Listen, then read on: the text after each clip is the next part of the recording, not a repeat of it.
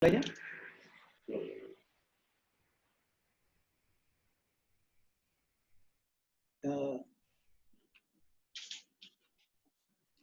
Assalamualaikum Bu Ani. Waalaikumsalam Pak Mendagri. Ya, Bu. Kita mulai gimana ya Bu? Silakan Bapak. Baik. Assalamualaikum warahmatullahi wabarakatuh. Selamat siang menjelang sore untuk rekan-rekan Indonesia bagian timur. Salam sejahtera, Om Swastiastu, Namo Buddhaya, salam kebajikan. Yang saya hormati Bu Menteri Keuangan, kemudian yang saya hormati Menteri Pariwisata, Ekonomi Kreatif, Pak Wisnu sudah hadir. Kalau Ibu Menku semua sudah hafal, saya kira, rekan-rekan daerah. Kemudian yang saya hormati Kepala Gugus Tugas, dan kemudian Menteri Kesehatan yang diwakili oleh Dirjen. Kemudian Bapak-bapak dan Ibu-ibu, Kepala daerah, baik rekan-rekan gubernur atau yang mewakili, wali kota, bupati, atau yang mewakili, dan seluruh peserta video conference yang berbahagia. Pertama-tama, saya mengucapkan minal aidin wal faizin, mohon maaf lahir batin bagi yang merayakan Hari Raya Idul Fitri 1441 Hijriah. Pada kesempatan siang ini, kita melaksanakan video conference. Ada dua topik. Nanti topik yang pertama akan dihadiri oleh beberapa menteri, sekaligus juga kepala gugus tugas. Kemudian di topik yang kedua nanti ada isu tersendiri yang berkaitan dengan penilaian terhadap inovasi daerah. Yang pertama adalah mengenai masalah lomba dalam rangka pembuatan video dengan tema penyiapan tatanan normal baru, kehidupan produktif dan aman COVID-19. Seperti kita ketahui bersama bahwa banyak pendapat dari ahli baik dari luar negeri, internasional maupun dalam negeri, bahwa pandemi COVID-19 ini diperkirakan berlangsung tahun 2019, saya bilang itu tahun 2021, baru mungkin akan ditemukan vaksinnya, paling cepat. Pandemi ini berakhir kalau seandainya ditemukan vaksin. Sementara vaksinnya sampai 2021 diperkirakan paling cepat ditemukan, belum lagi nanti ada tes klinis dengan sampel masif dan kemudian produksi masif dan distribusi masif, sehingga memerlukan waktu yang relatif diperkirakan agak panjang. Oleh karena itu, ini menjadi bagian dari kehidupan kita. Kita berusaha beradaptasi, dan seluruh dunia juga melaksanakan itu. Nanti mohon nanti Ibu Menku juga bisa menjelaskan. Seluruh dunia juga beradaptasi dan itu, yaitu tetap melaksanakan beraktivitas dengan produktif, dengan tetap menjaga agar COVID-19 ini dapat terus bisa dibendung penyebaran penularannya. Inilah posisi yang dipilih saya kira oleh berbagai dunia, berbagai negara dunia, tetap sehat, mengutamakan kesehatan pandemi COVID-19, nilai kemanusiaan tetap diutamakan, tetapi kehidupan aktivitas masyarakat mengingat solusinya akan selesai dalam waktu yang tidak terlalu pendek, maka kita perlu memang siap untuk menghadapi aktivitas kehidupan baru tersebut. Saya kira ini bukan sesuatu yang pertama kali pernah kita alami, seperti misalnya pada saat serangan WTC, serangan teror, di Amerika Serikat, bom Bali berlanjut, kita melihat ada perubahan tatanan, misalnya bandara-bandara ketat menggunakan screening, X-ray, bahkan di beberapa bandara internasional harus buka sepatu, buka ikat pinggang, laptop dikeluarkan, yang sebelumnya tidak pernah ada. Juga masuk ke mal-mal kita lihat ketat, pusat perbelanjaan menggunakan X-ray dan lain-lain. Itulah tatanan baru pasca peristiwa besar bencana manusia terorisme. Nah, kita menghadapi juga sekarang krisis baru ini, maka kita beradaptasi. Salah satu untuk banyak negara menggunakan istilah-istilah seperti Singapura menggunakan reopening dan lain-lain. Saya kira semua kita mengikuti seluruh dunia. Di Indonesia juga kita, pemerintah sudah membuat skenario-skenario untuk beradaptasi ini. Bapak Menko Ekonomi sudah menyusun tahapan-tahapan, kemudian bekerja sama dengan gugus tugas, Kementerian Kesehatan, dan semua sektor, semua kementerian, semua bidang bergerak untuk menyusun protokol-protokol agar kita aman dari COVID-19, tapi aktivitas tetap produktif. Sambil menunggu itu, memang perlu ada tahapan-tahapan. Tahapan yang paling penting adalah tahapan prakondisi atau conditioning, dan kemudian dalam conditioning ini agar kita dapat mengantisipasi dan siap terhadap tatanan baru ini, maka diantaranya perlu ada kegiatan pembuatan protokol di berbagai sektor kehidupan, dan kemudian pembuatan simulasi-simulasi. Memang ada skenario untuk tatanan ini diterapkan secara bertahap dengan sistem zonasi, termasuk zona yang hijau, di antaranya ukuran dari R0, R1, RT harus di bawah 1 misalnya, kemudian kesiapan dari daerah, kesiapan kapasitas, sistem kapasitas kesehatan, dan lain-lain. Jadi ada zonasi dan ada sektor yang nanti secara bertahap. Tapi terlepas dari sektor dan zonasi itu, ke depan saya kira semua daerah juga harus siap dengan tatanan yang aktif, produktif, tapi aman COVID ini. Salah satu yang digagas adalah daerah kita harapkan bisa membuat protokol dan sekaligus simulasi yang dapat dilihat di antaranya dengan cara membuat video. Ada 7 sektor yang akan dibuatkan videonya, dan tiap-tiap daerah kita harapkan membuat, yaitu yang pertama, kita mengambil 7 bidang yang hampir semua ada di semua daerah. Seperti pasar tradisional, kemudian pasar modern, baik mall yang besar atau yang tidak punya mall, minimarket pasti biasanya punya di kabupaten-kabupaten. Restoran, hotel, kemudian pelayanan terpadu satu pintu yang ada pada semua daerah untuk memberikan layanan publik terpadu, kemudian tempat wisata, dan juga transportasi umum, entah bis atau angkot, atau mungkin di daerah kepulauan ada yang menggunakan feri. Nah, ini adalah 7 sektor yang kita harapkan daerah-daerah membuat simulasi, protokol, dan simulasi dalam bentuk video. Kemudian ada 4 klaster wilayah yang kita harapkan dapat berkompetisi. Jadi kita ingin menciptakan iklim kompetitif untuk berkreasi, yaitu provinsi ada 34, ini akan bertanding untuk 7 sektor kehidupan itu. Kabupaten ada 416, kemudian kota 98, tapi ada kabupaten dan kota perbatasan yang mungkin tidak fair kalau bertanding dengan kabupaten yang lain. Kalau tidak, nanti kabupaten-kabupaten besar itu akan lebih menonjol. Ini sehingga kabupaten tertinggal perbatasan yang sudah diatur dan sudah ditetapkan 62 sesuai dengan Perpres.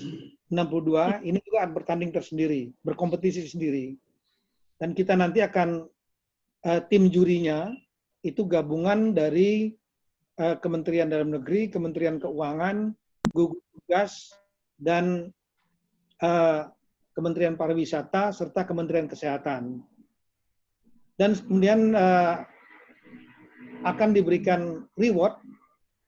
Nanti rewardnya selain dari piagam dan mungkin piala kita siapkan, juga kami sudah berkoordinasi dengan Ibu Menteri Keuangan, nanti akan menjelaskan dana insentif daerah yang selama ini diberikan.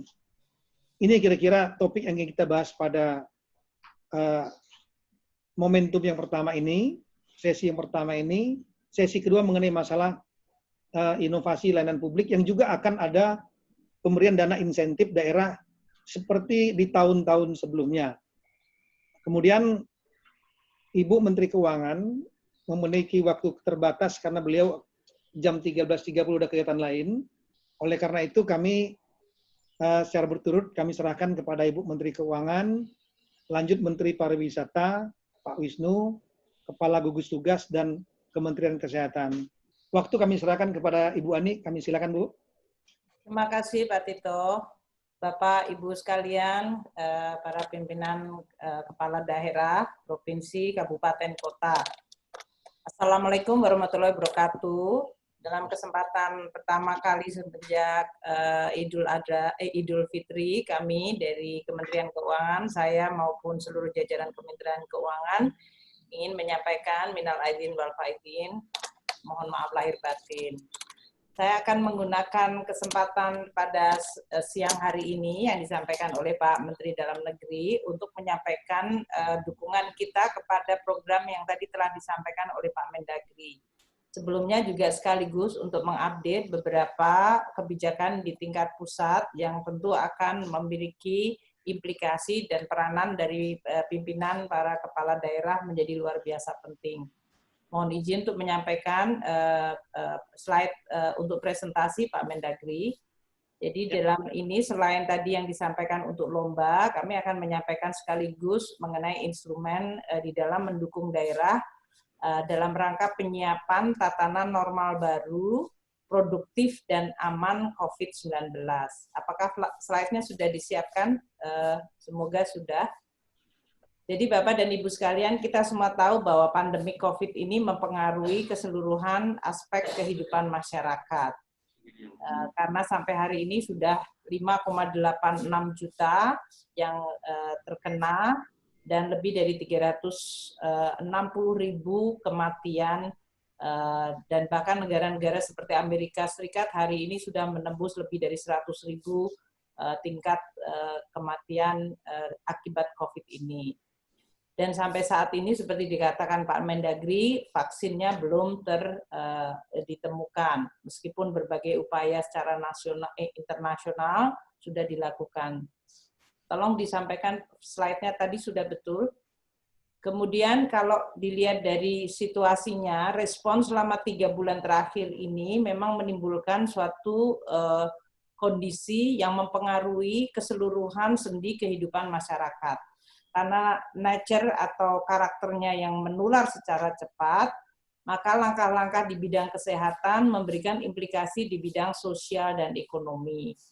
Dan dari tingkat keketatan negara-negara di dunia yang mengalami kondisi dampak COVID ini, kita lihat di mana jumlah negara-negara yang melakukan travel ban atau shutdown, dan jumlah sekolah, negara-negara yang mengadopsi penutupan sekolah dan kegiatan-kegiatan ekonomi sangat terpengaruh. Nah, dengan tingkat respons yang begitu sangat disiplin dan besar di dalam rangka untuk memerangi COVID, maka dunia mengalami tekanan kondisi ekonomi yang melemah. Kalau kita lihat hari ini saja baru keluar, Jepang sudah lebih dari minus 9%, jauh lebih dalam yang tadinya diperkirakan minus 5%. Itu statistik kuartal pertama. Amerika Serikat minus 4,8%, Eropa minus 3,8%, dan Tiongkok dalam hal ini minus 6,8%. Jadi tidak ada lagi cerita tentang pertumbuhan ekonomi positif. Yang terjadi sekarang minus atau minus yang paling kecil atau paling tidak kalau masih bisa bertahan di atas positif. Jadi kita di dalam merespons kondisi ini memang harus berikhtiar keras, berpikir keras bagaimana terus menangani COVID, namun juga bisa menangani pemburukan di dalam kondisi sosial ekonomi masyarakat. Karena kalau tidak, dua-duanya akan saling makin memperlemah. Oleh karena itu, kita tetap kalau konsentrasi di bidang penanganan COVID, kalaupun kita sekarang bicara tentang berbagai upaya pemulihan ekonomi, tidak berarti kita meninggalkan rambu-rambu protokol kesehatan untuk menangani COVID. Karena memang ini merupakan syarat yang tidak bisa dihindarkan, harus. Jadi kesehatan tetap penting, namun kita juga sudah mulai memikirkan dan berikhtiar bagaimana desainnya supaya masyarakat paling tidak mampu untuk mulai melakukan kegiatan dan aktivitas produktif, namun tetap aman dari COVID. Inilah yang sekarang jadi fokus dari pembicaraan policy-policy di tingkat pusat, dan kita harapkan di daerah juga sudah mulai melakukan ikhtiar yang sama. Dan Indonesia adalah negara besar, sehingga sebagian sangat besar, lebih dari 220 kabupaten kota itu masuk dalam zona hijau. Ada zona yang merah, ada zona yang merah sudah mulai menurun, ada zona merah yang masih eskalasi. Jadi kita perlu untuk melakukan berbagai diversifikasi perbedaan, namun tetap memiliki prinsip untuk protokol kesehatan yang sama. Ibu Bapak sekalian, negara-negara lain memang sudah juga mulai memikirkan untuk melakukan aktivitas, namun seperti yang dilihat di dalam berbagai pemberitaan, ada negara yang sudah mulai membuka 1 bulan, kemudian hari ini seperti di Korea Selatan, Seoul, itu melakukan lagi lockdown, karena terjadi muncul wave yang kedua. Jepang hari ini juga mengatakan daerah Prefektur Fujiyama akan dilakukan lagi lockdown karena terjadi muncul lagi wave yang kedua. Artinya kita akan tetap melakukan aktivitas-aktivitas produktif aman ini, dan tingkat kewaspadaan harus tetap tinggi. Nanti kalau kita bisa melakukan secara disiplin dan baik, kreatif, inovatif, maka kita akan tetap bisa produktif namun aman. Kalau tidak, bisa terjadi keinginan kita untuk melakukan kegiatan produktif, kemudian backfire atau mengenai lagi masalah kesehatan, dan kita harus melakukan tindakan-tindakan yang cukup keras dari awal lagi. Inilah yang harus kita semuanya, pimpinan dari pusat dan daerah, bersama-sama untuk melakukan itu. Nah, COVID mempengaruhi kondisi ekonomi kita di kuartal 1 sudah cukup dalam. Meskipun Indonesia masih tumbuh 2,97, itu masih tinggi dibandingkan negara-negara lain atau benua-benua lain yang sudah mulai mengalami kontraksi, seperti tadi Cina saja di atas 6%, kita masih bisa tumbuh 2,97.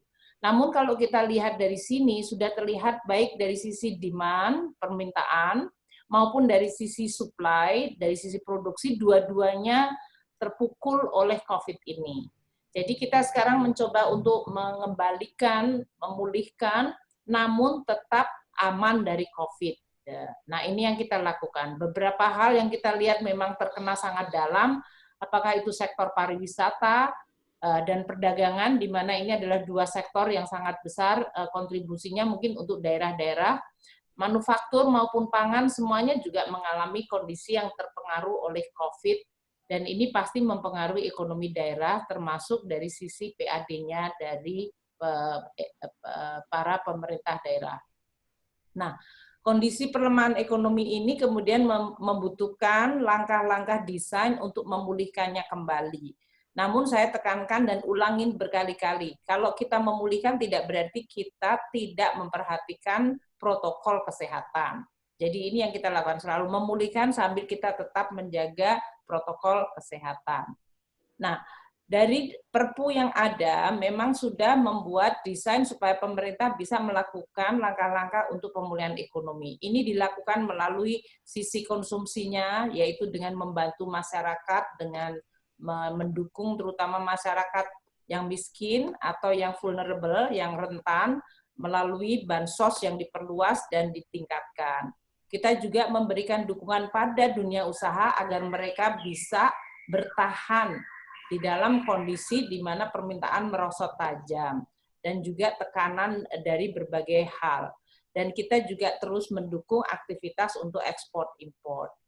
Bapak Presiden telah menyampaikan bahwa kita perlu untuk mulai menata new normal melalui berbagai inovasi-inovasi. Nah, inilah yang kita akan mendukung langkah-langkah tadi yang disampaikan oleh Pak Mendagri, karena pada akhirnya new normal ini untuk daerah akan berbeda-beda. Daerah yang hijau, daerah yang merah, daerah yang kuning, itu semuanya akan perlu adjustment, namun protokol kesehatan menjadi komandan dari sisi bagaimana kita mendesain new normal, yaitu produktif namun aman. Nah, dalam hal ini beberapa protokol seperti menghindari kerumunan, kalaupun ada kumpul harus ada jaga jarak, kemudian kita harus menggunakan masker, kita harus cuci tangan, maka keseluruhan kalau kita mau melakukan pemulihan, pasti prasyarat seperti tempat cuci tangan, kemudian protokol untuk menggunakan masker, itu semuanya harus ditegakkan. Nah, dalam situasi inilah dibutuhkan inovasi-inovasi serta kreativitas dari pemerintah daerah untuk bisa mengintroduce atau memperkenalkan protokol baru yang kreatif, inovatif, namun juga bisa dijalankan oleh masyarakat secara patuh. Inilah yang ingin dilombakan dalam situasi ini. Nah, dalam rangka ini, kami di Kementerian Keuangan mendukung langkah melalui berbagai insentif baru yang sekarang sedang di dalam proses untuk kita finalkan dan sudah akan bisa tersedia untuk digunakan. Pertama, di dalam rangka pemulihan ekonomi dan menciptakan situasi yang produktif namun aman dari COVID, kita menambahkan dana insentif daerah tambahan sebesar 5 triliun. Termasuk di dalam 5 triliun ini adalah akan dialokasikan bagi yang tadi disampaikan oleh Pak Mendagri, alokasi untuk reward atau untuk memberikan penghargaan bagi mereka daerah yang memiliki inovasi sesuai dengan tadi yang disampaikan oleh Bapak Mendagri. Namun DID kami nanti adalah sebetulnya didesain selain untuk memberikan dorongan dan dukungan bagi inovasi dan kreativitas, juga untuk daerah melakukan berbagai desain pemulihan ekonomi dan di dalam rangka untuk meningkatkan kemampuan untuk tetap menjaga kondisi kesehatan masyarakat agar tetap aman. Kita juga mengalokasikan tambahan cadangan DAK fisik sebesar 9,11 triliun. Jadi tadi DID-nya adalah 5 triliun, di dalamnya sudah termasuk untuk lomba inovasi ini. Juga akan ada dana cadangan DAK fisik yang digunakan untuk membuat program-program padat karya dan untuk meningkatkan kemampuan perekonomian di dalam meng-create resource tambahan. Ini kita akan berikan dalam kurun waktu 3-5 bulan aktivitas yang bisa didanai dalam bentuk yang menciptakan padat karya namun tetap aman dari COVID. Kemudian kita juga menambahkan satu resource 1 triliun adalah bagi daerah-daerah yang dalam situasi biasanya kondisi fiskalnya baik dan sehat, namun karena COVID sekarang ini merosot tajam, bisa melakukan pinjaman untuk kemudian bisa dibayarnya dalam jangka yang cukup panjang. Ini agar daerah mampu bisa meningkatkan. Jadi kita memberikan grant, hibah 5 triliun 9,1 untuk cadangan fisik dan juga untuk daerah yang memang ingin berkreasi melalui financing dalam bentuk pinjaman. Tiga-tiganya kita sediakan bagi daerah. Nah, tujuan DID ini adalah untuk pemulihan ekonomi. Dan untuk memulihkan ekonomi perlu prasyaratnya adalah protokol kesehatan dan protokol tadi.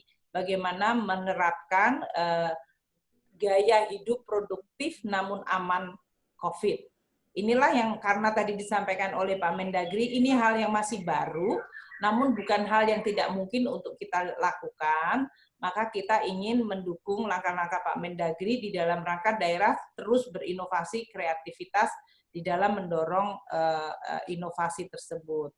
Kita tadi yang sudah disampaikan Pak Mendagri untuk kriteria daerahnya, kriteria kemudian 7 area yang akan dinilai, kita mendukung sepenuhnya.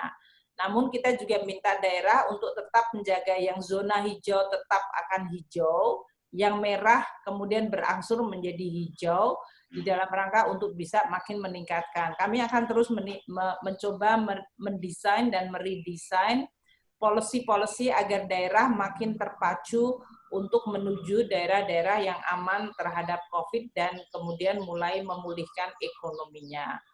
Berbagai persyaratan yang kami sampaikan di sini adalah apabila daerah tentu tetap melakukan penyesuaian APBD-nya, menyampaikan laporan kinerja, dan dalam daerah yang memiliki zona hijau akan memiliki juga aktivitas-aktivitas sesuai dengan protokol yang sudah disampaikan Menteri Kesehatan. Zona merah bagaimana mereka akan terus memulihkan secara bertahap. Nah, tadi daerahnya yang disampaikan oleh Pak Mendagri karena ada berhubungan dengan wisata seperti hotel, restoran, dan kemudian juga pasar dan lain-lain, itu adalah kegiatan di mana masyarakat berkumpul.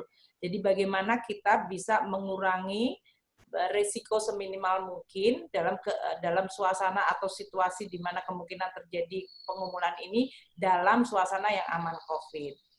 Kami akan mengalokasikan DAK 9,1 triliun juga di dalam rangka pemulihan ekonomi di daerah.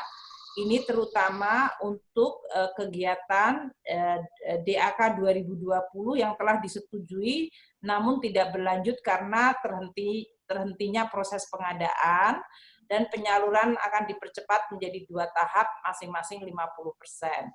Tapi ini kita harap adalah untuk kegiatan-kegiatan yang bisa diselesaikan dalam 3-5 bulan ke depan, karena ini adalah untuk tahun anggaran 2020. Kita juga akan melakukan ini bekerjasama dengan kementerian lembaga lainnya. Untuk DAK 9,1 triliun ini kita akan lakukan beberapa kriteria yang sifatnya umum dan khusus. Yang umum adalah agar seluruh daerah betul-betul mendukung pemulihan pada sektor ekonomi akibat COVID, dan bersifat tetap mendukung strategi nasional, bisa diselesaikan dalam kurun waktu semester kedua tahun 2020 ini, dan tentu berkoordinasi dengan KL terkait. Untuk kriteria khususnya, terutama untuk daerah-daerah yang menjadi penyangga ketahanan pangan dan mengembangkan kawasan serta daerah-daerah pariwisata. Sekarang ini Kementerian Pariwisata juga kita dukung untuk mulai memulihkan, sehingga destinasinya dan kesiapan daerah maupun program dari Kementerian Pariwisata juga akan kita dukung.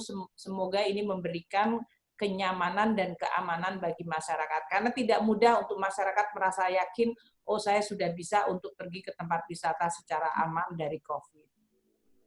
Kemudian untuk daerah pemulihannya, strategi yang ketiga, kita menyediakan tadi sarana untuk daerah yang ingin dalam kondisi memiliki program sendiri dan ingin meminjam dana, kita sekarang menambahkan resources kepada PT SMI. Untuk hal ini saya akan mendukung sepenuhnya kalau daerah-daerah memang memiliki berbagai inisiatif dan membutuhkan pendanaan yang sekarang tidak dimiliki dari APBD-nya akibat adanya penurunan dari APBD dan APBN secara sangat besar dan PAD-nya. Nah, ini kami juga memberikan salah satu solusinya melalui instrumen pinjaman di PT SMI. Mungkin demikian Bapak Mendagri, jadi kami siap untuk mendukung kepada daerah-daerah di dalam melakukan langkah-langkah menangani ancaman COVID ini, baik dari sisi mereka yang masih ada di dalam zona hijau dan akan menjaga tetap hijau, dan daerah yang merah untuk segera pulih dengan disiplin aman COVID, namun mulai secara bertahap ada protokol kesehatan untuk bisa lebih produktif kegiatan masyarakatnya. Demikian Bapak Mendagri, kami kembalikan ke Bapak. Terima kasih. Wassalamualaikum warahmatullahi wabarakatuh. Waalaikumsalam. Terima kasih banyak untuk Ibu Menteri Keuangan. Ibu masih bertahan atau lanjut, Ibu? Sudah mau pindah, Bapak. Ya, tapi ada Pak ini, Bu. Ada Pak. Terima kasih, Bapak. Terima kasih, Ibu.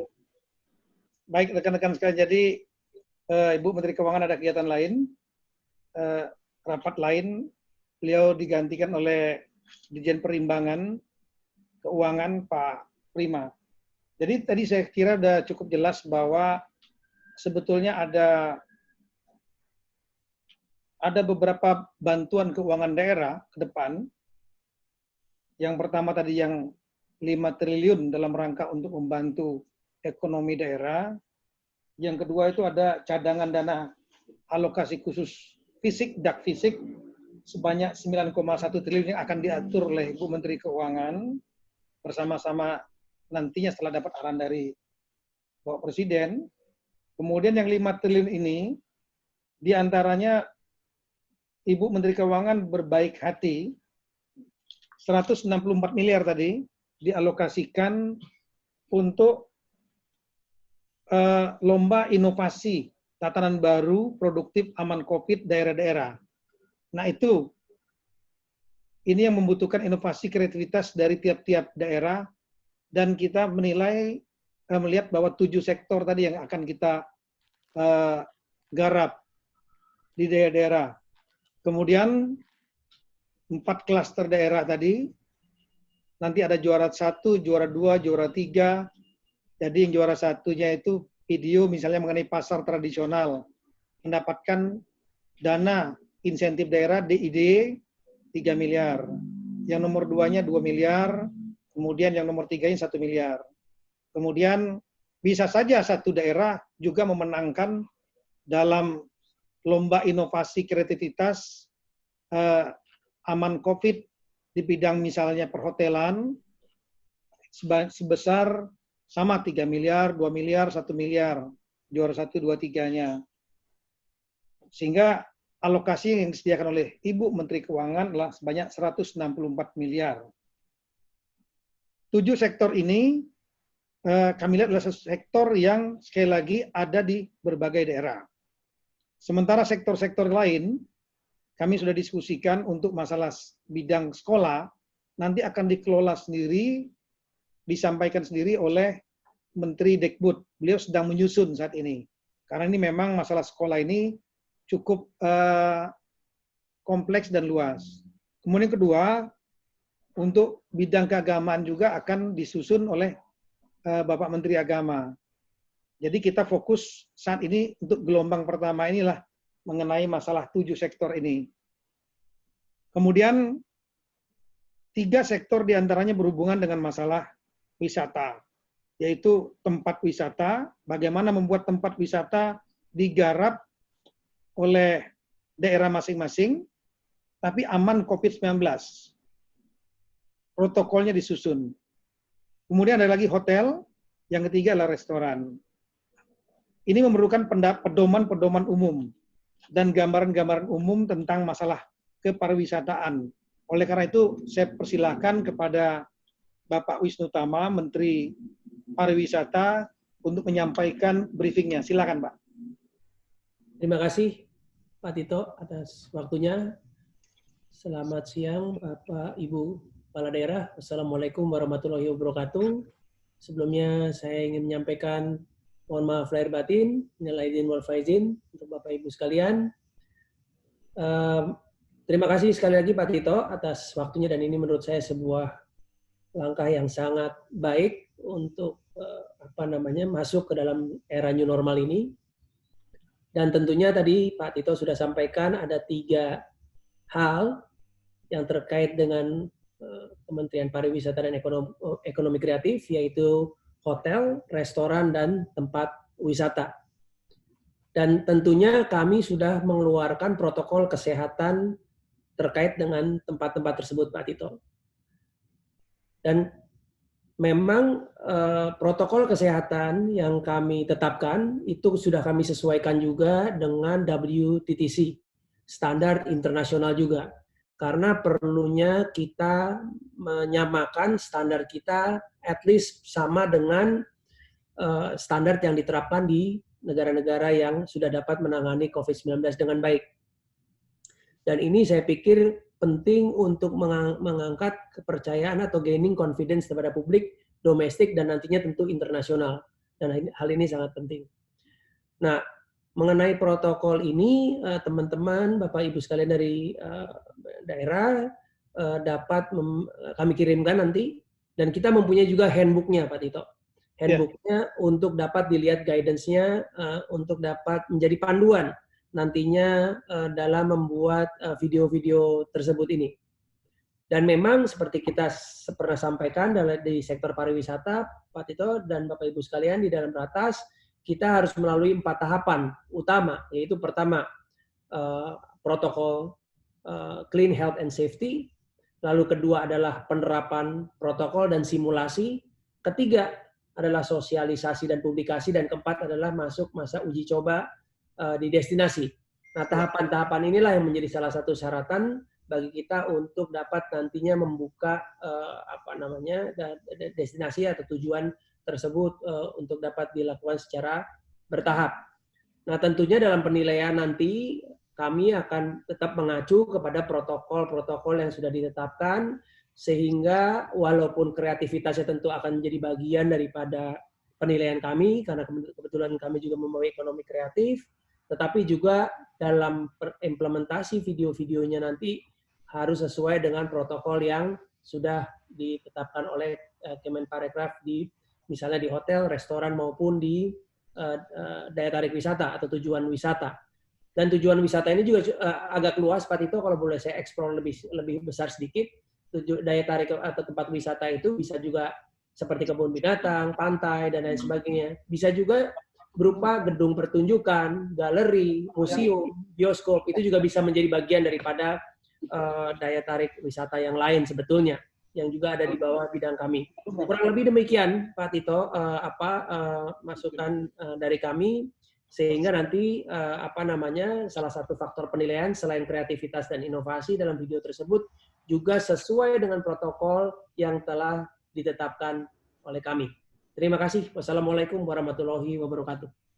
Waalaikumsalam warahmatullahi wabarakatuh. Terima kasih banyak untuk Menteri Pariwisata Ekonomi Kreatif, Pak Wisnu Tama. Jadi, ya, saya kira itu nanti beliau, Pak Menparekraf, sudah memiliki pedoman umum, tapi semua nanti akan tergantung pada rekan-rekan di daerah untuk berkreasi, berinovasi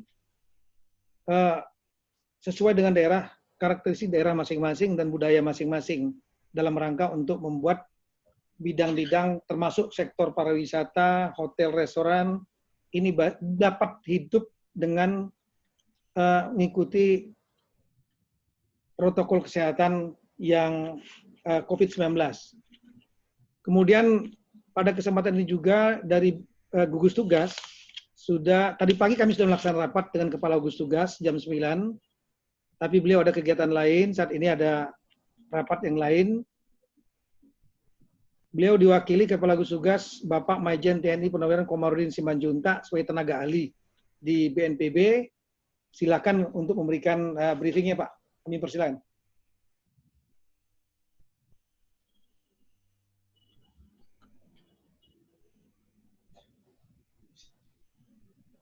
Halo, bisa Pak? Ya, silakan Pak. Yang saya hormati Bapak Mendagri, Bapak Jenderal Tito Karnavian, yang saya hormati Menteri Keuangan atau yang mewakili, Menteri Kesehatan atau yang mewakili, Bapak Menteri Pariwisata, dan seluruh kepala daerah yang hadir. Mohon maaf Pak Doni nggak bisa hadir karena tadi pada saat jam 9 juga kebetulan saya hadir dan mewakilkan kepada saya. Beliau pada saat yang sama juga melaksanakan pikon dengan Menko Maritim. Ada 3 pesan beliau, Pak. Yang pertama, semua yang direncanakan oleh Pak Mendagri sepenuhnya gugus tugas mendukung, Pak. Yang kedua, mohon ditambahkan karena adanya beberapa daerah yang transportasinya macet, sehingga mungkin perlu dilombakan untuk menghindari kemacetan, khususnya di beberapa daerah seperti di bandara, di pelabuhan maupun di terminal-terminal. Bagaimana kepala daerah bisa mengelola itu supaya bisa lancar dalam kehidupan normal baru, Pak. Dan yang ketiga, sehubungan dengan dilibatkannya gugus tugas sebagai tim penilai, maka Pak Doni sudah menyampaikan kepada saya untuk menyiapkan tim penilai. Mungkin kami nanti yang perlu tahu berapa personil yang dibutuhkan dari gugus tugas, Karena kebetulan saat ini di 34 provinsi ada sejumlah jenderal purnawirawan, baik dari TNI maupun Polri, yang bertugas sebagai liaison officer. Sehingga nanti untuk mendukung rencana Bapak ini, mungkin ada setting liaison officer yang ada di daerah. Saya kira demikian, Pak. Terima kasih. Ya, terima kasih untuk Bapak Komarudin.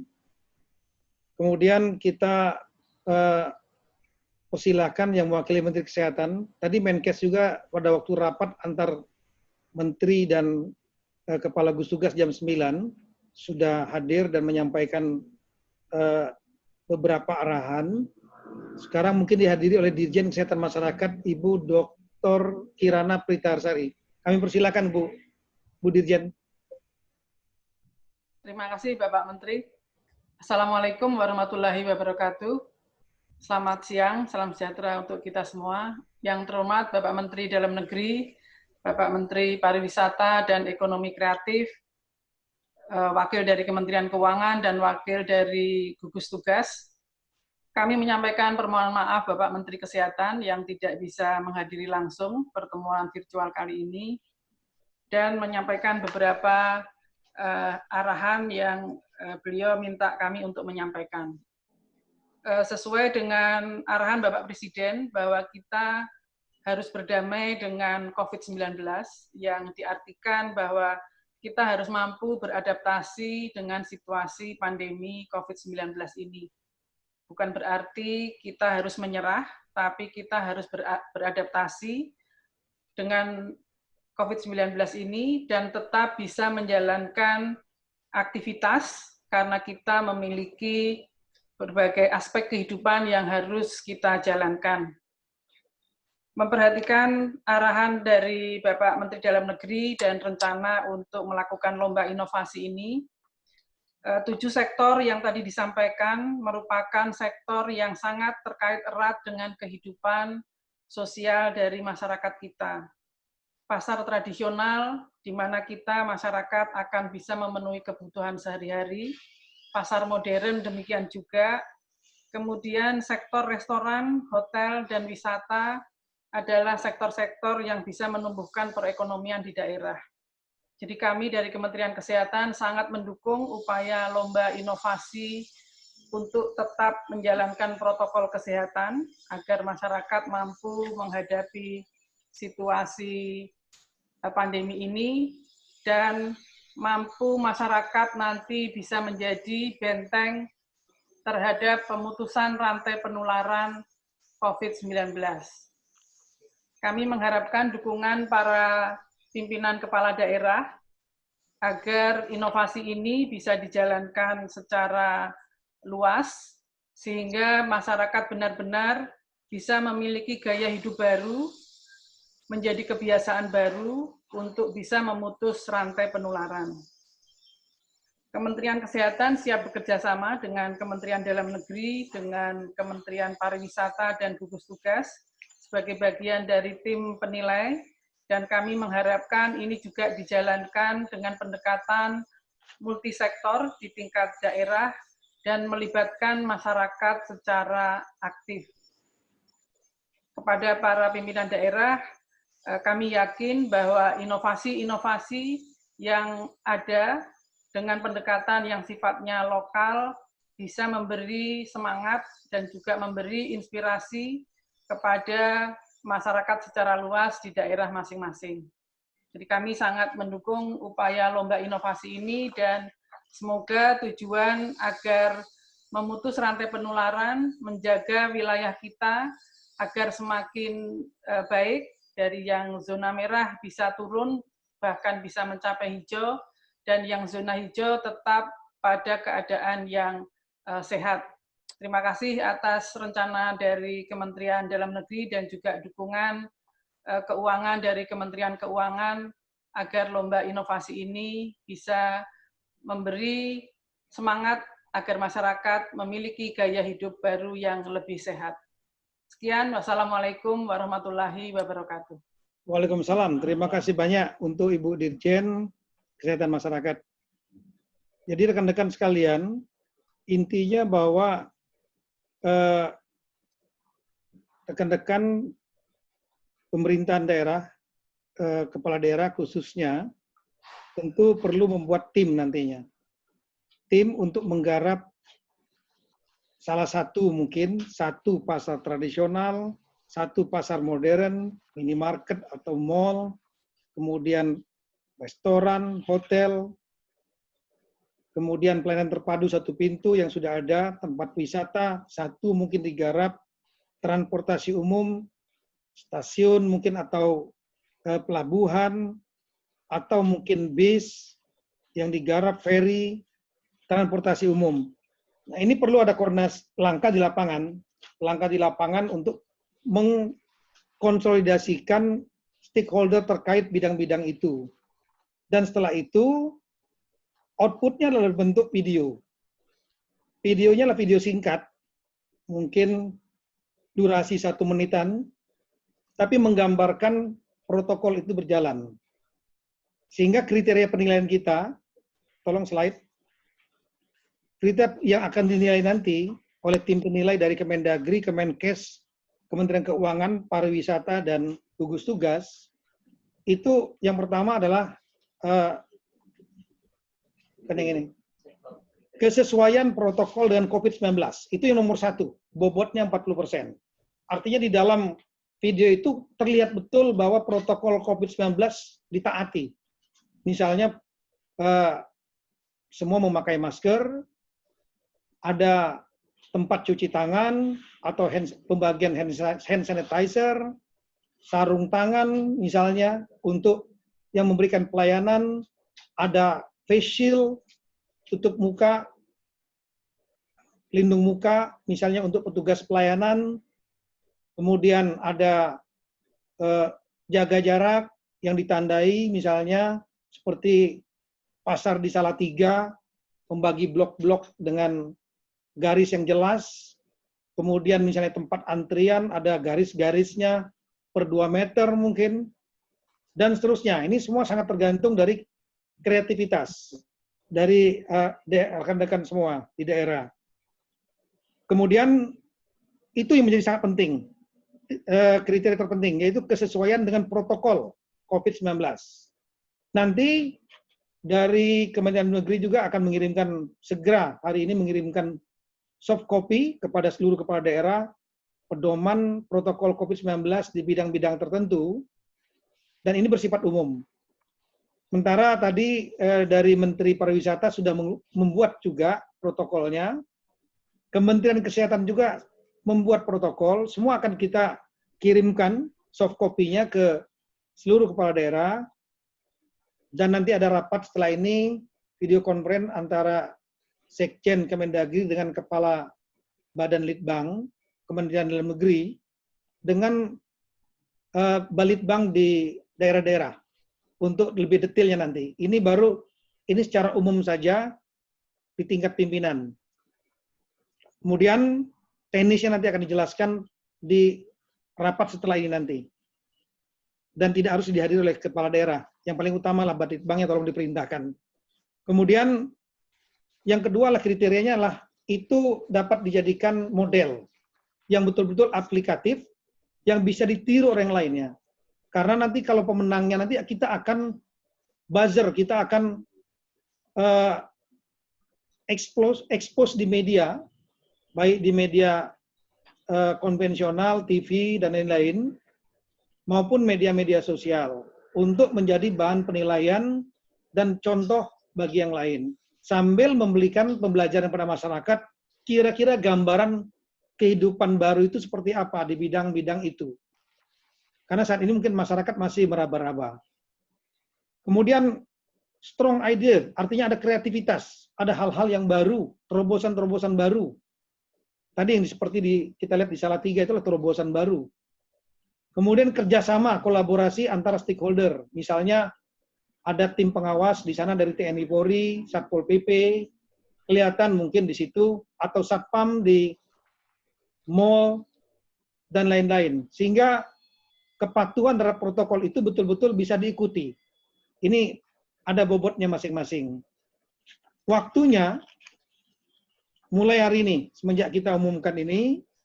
Tadi komunikasi sama Kita Iya, Pak, udah kita sebetulnya adalah tahapan kita saat ini adalah disampaikan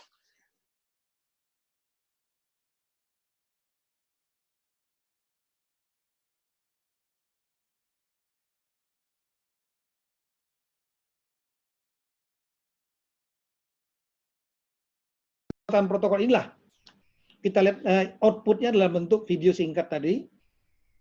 Tapi perlu ada langkah lapangan, rekan-rekan. Tidak hanya sekedar membuat video, hanya untuk sebentar saja. Tapi yang betul-betul bisa aplikatif, bisa ditiru oleh yang lainnya, oleh daerah lainnya, bagi para pemenang nanti.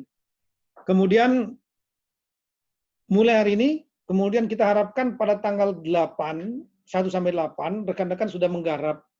Dan kemudian, kalau bisa, paling lambat tanggal 8 Juni, video-video singkat tersebut sudah dikirimkan. Nanti secara teknisnya akan dilaksanakan, dijelaskan setelah dikirimkan kemana, akan dijelaskan oleh Sekjen, Kemendagri, dan Kepala Badan Litbang Kemendagri setelah Vikon ini. Jadi ada Vikon yang lanjutan nanti. Setelah itu, tanggal 9-12 adalah penilaian, dan setelah itu kita akan umumkan hari Senin tanggal 15 Juni. Berikut nanti pembagian reward-nya, termasuk pengumuman tadi, siapa yang penerima dana insentif sebanyak 164 miliar total dari semua pemenang ini. Bahkan Ibu Menteri Keuangan menawarkan, bila perlu jangan sekali, di dalam ruang fiskal sebanyak 5 triliun untuk membantu daerah, salah satunya adalah sosialisasi dan prakondisi ini. Beliau menawarkan nanti buat gelombang kedua lomba ini, entah 2 bulan ke depan atau 3 bulan ke depan. Kemudian setelah nanti ini, kegiatan ini selesai, nanti juga ada di dalam paket 5 triliun ini juga ada inovasi dana insentif daerah untuk inovasi layanan publik tahun 2018-19 sebanyak 105 miliar. Kemudian, jadi yang 105 miliar ini adalah untuk kegiatan yang sudah selesai. 2018-2019, yang datanya nanti akan kita minta. Akan dijelaskan nanti.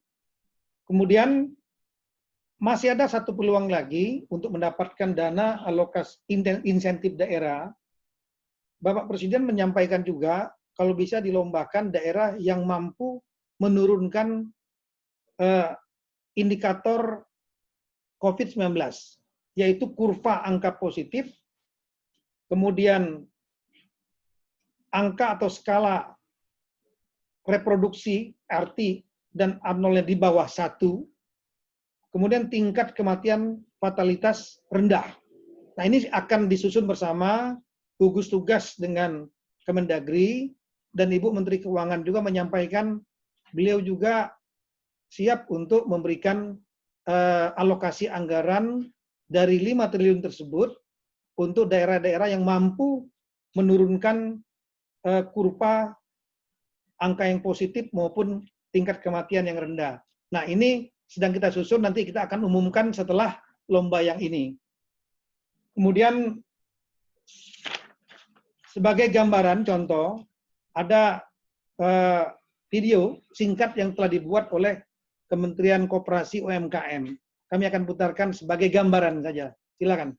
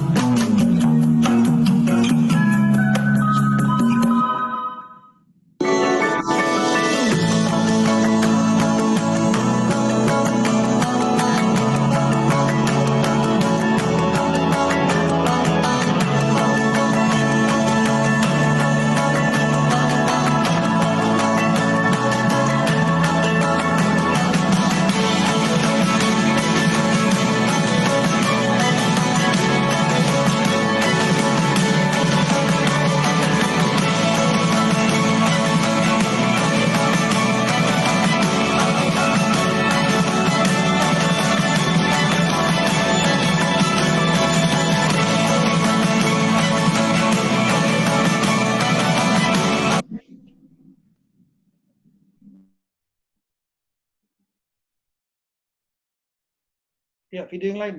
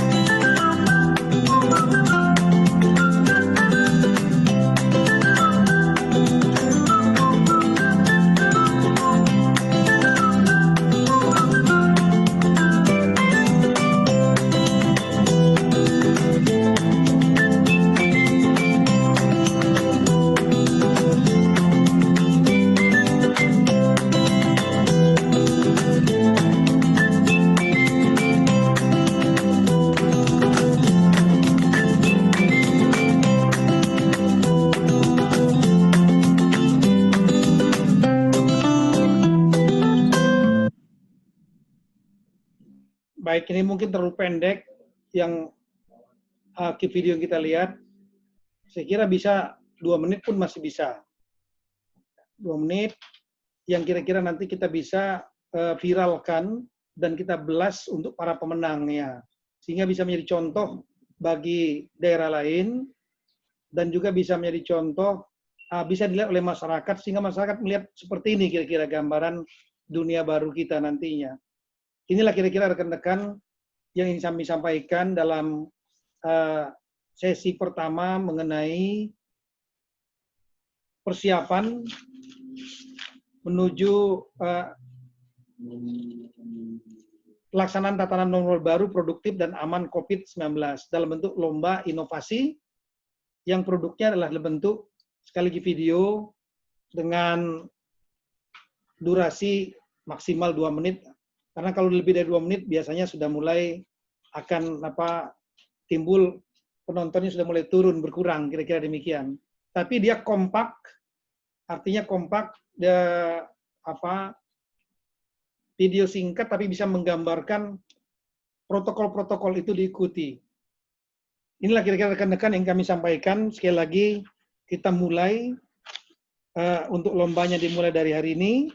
Nanti kami akan kirimkan soft copy pedoman dari Kemendagri tentang beberapa bidang tersebut. Ada bukunya yang sudah kita siapkan. Kemudian nanti kita juga minta kepada Kementerian Pariwisata pedomannya juga, Kementerian Kesehatan, gugus tugas. Kemudian kita akan segera kirimkan soft copy-nya. Ini ada Dirjen Otonomi Daerah, saya minta membagikannya kepada seluruh kepala daerah. Sehingga rekan-rekan sudah memiliki gambaran. Sekali lagi, inovasi dan kreasi rekan-rekan sangat ditunggu. Dan daerah menjadi eksekutor terpenting dalam rangka untuk antisipasi dan kesiapan kita menghadapi tatanan yang baru ini. Pusat memberikan guideline, memberikan contoh, memberikan dorongan, kebijakan, tapi pada akhirnya memang daerah yang paham tentang daerahnya masing-masing. Saya kira itu, terima kasih banyak kepada rekan-rekan semua. Untuk rekan-rekan dari Kementerian Keuangan, BNPB, gugus tugas, kalau masih mau bergabung dalam yang kedua juga silakan, tapi kalau ingin lanjut juga silakan. Yang mungkin kami minta bertahan dari Dirjen Perimbangan, karena ini kami ingin menjelaskan kepada rekan-rekan di daerah lomba yang kedua, yang juga lumayan, itu 100 miliar lebih untuk lomba inovasi, penilaian inovasi selama tahun 2018 dan 2019. Untuk itu saya minta kepada Kepala Badan Litbang, Pak Dr. Fatoni untuk bisa menjelaskan. Saya silakan.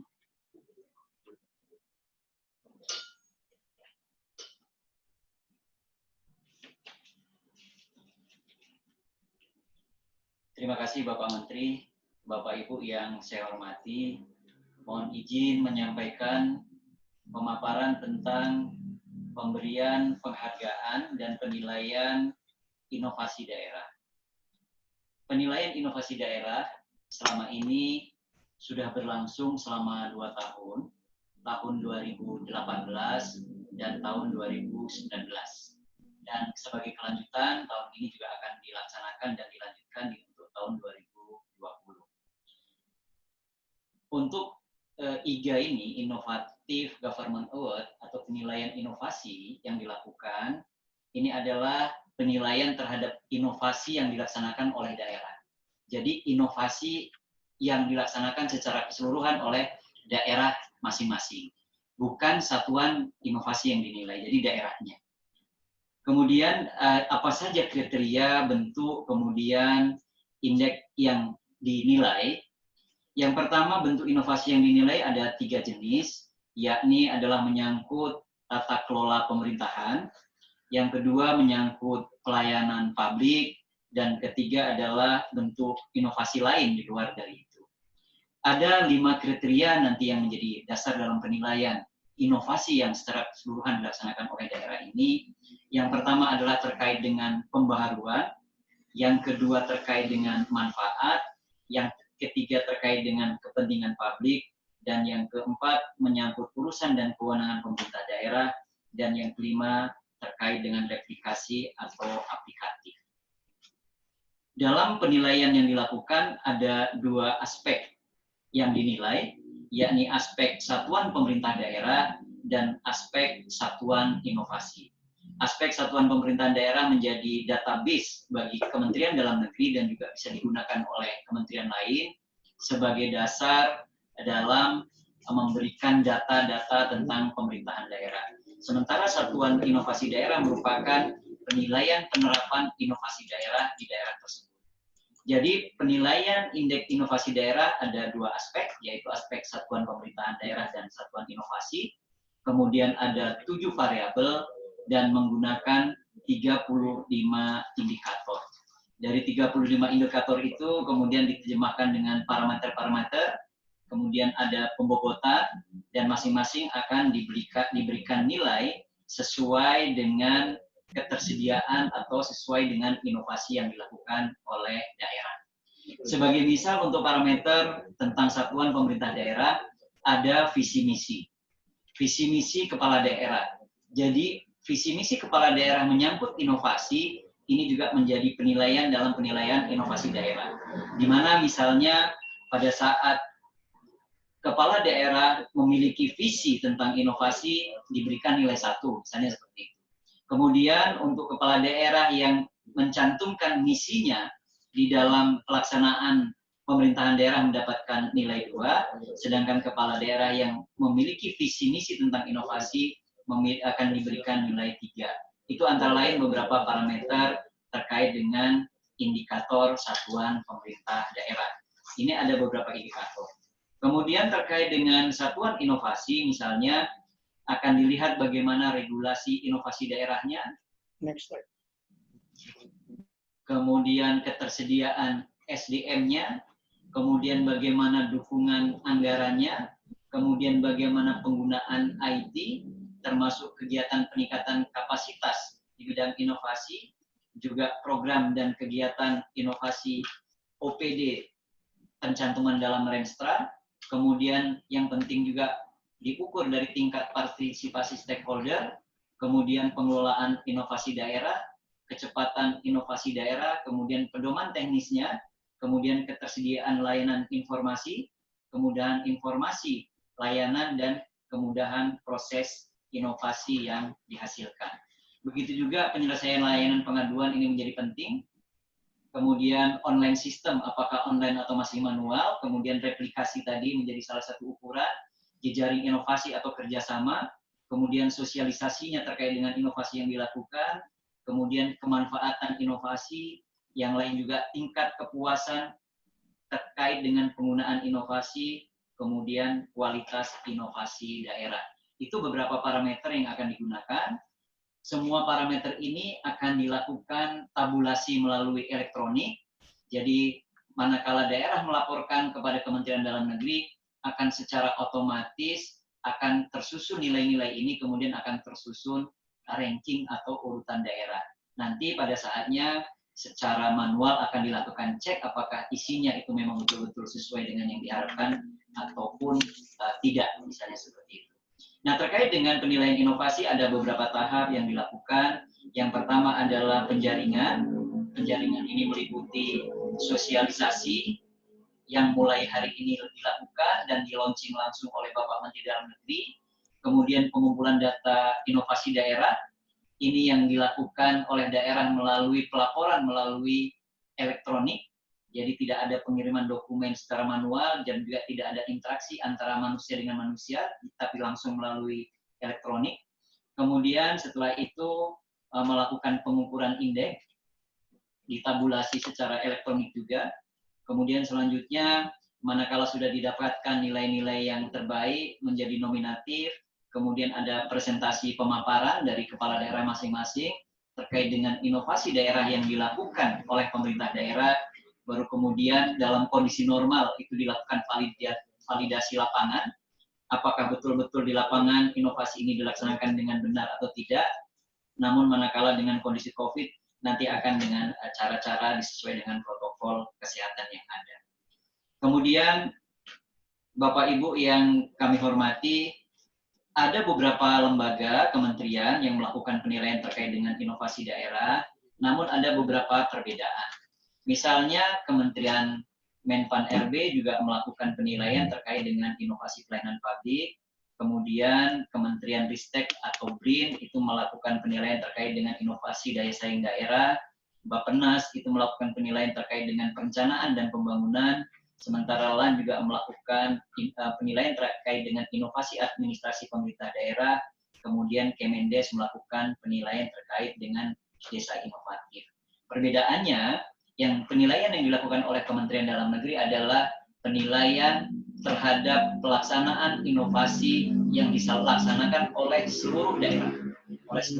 Sehingga daerah harus melaporkan inovasi apa saja yang dilakukan oleh daerah masing-masing. Bapak Ibu yang kami hormati, tahun 2018 dan 2019 sudah diumumkan juaranya, dan ke depan sesuai dengan arahan Bapak Menteri Dalam Negeri, urutan dari peringkat inovasi daerah ini akan diumumkan secara keseluruhan, baik yang terbaik maupun sampai dengan yang terendah.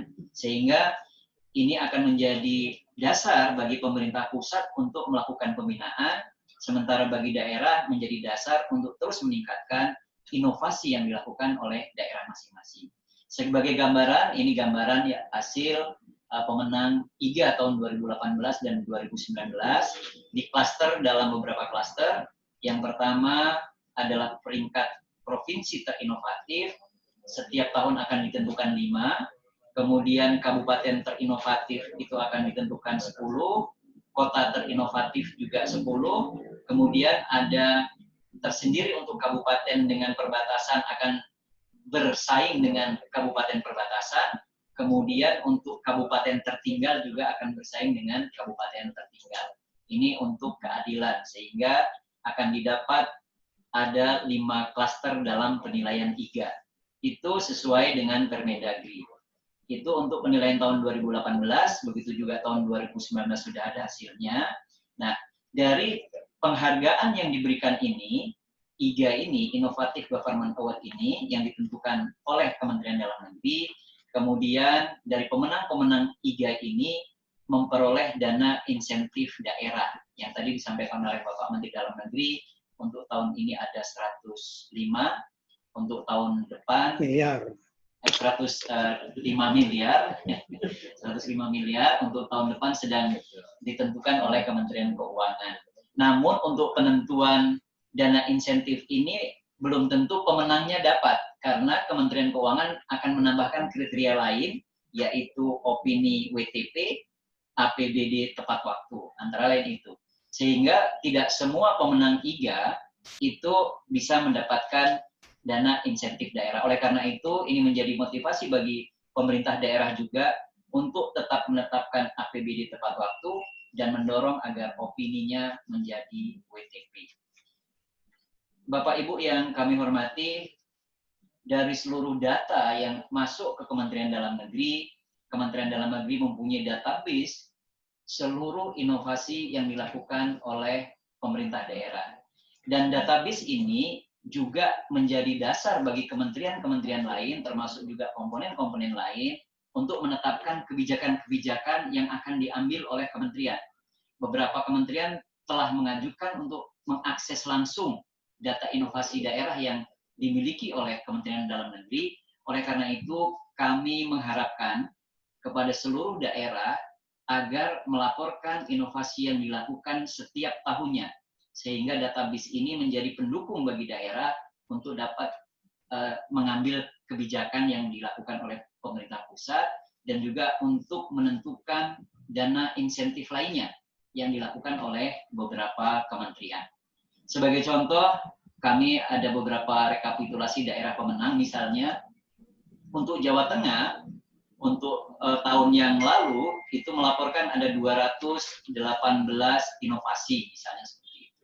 Jawa Barat ada 176, Sumatera Barat ada 168, DKI Jakarta ada 136, Riau ada 61, dan seterusnya, dengan berbagai keunggulan inovasi yang dilakukan oleh masing-masing pemerintah daerah. Keunggulan-keunggulan ini menjadi database sehingga juga menjadi dasar dalam melakukan pembinaan dan kemudian menjadi dasar dalam pengambilan kebijakan termasuk penentuan dana insentif lainnya. Demikian Bapak Menteri, terima kasih. Baik, jadi rekan-rekan sekalian, apa yang disampaikan oleh Kepala Badan Litbang tadi, itulah kriteria, kemudian jenis klaster wilayah.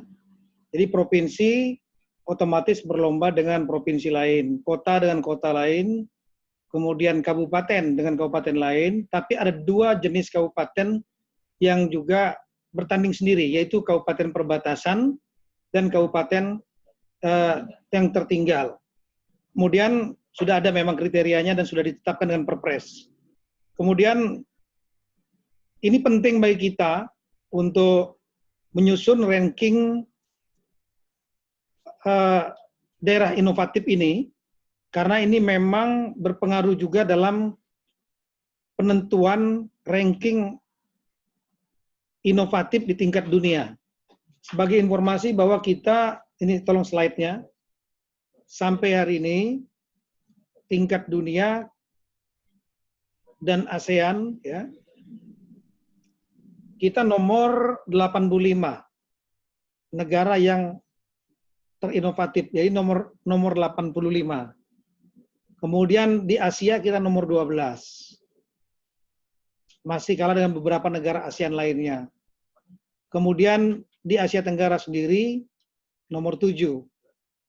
Nah, ini kita harus memiliki nilai kebangsaan, berusaha untuk menaikkan, jangan sampai kalah, apalagi kalah dengan negara Asia Tenggara lainnya. Ini dihitung akumulatif tidak hanya oleh pemerintah pusat, tapi juga inovasi-inovasi dari daerah. Sehingga inovasi-inovasi daerah ini akan sangat membantu. Penilaian beda dengan tadi yang lomba untuk pembuatan protokol tadi dalam bentuk video, itu dilaksanakan mulai hari ini sampai dengan tanggal 8 ke depan. Rekan-rekan menyusun, membuat video tersebut.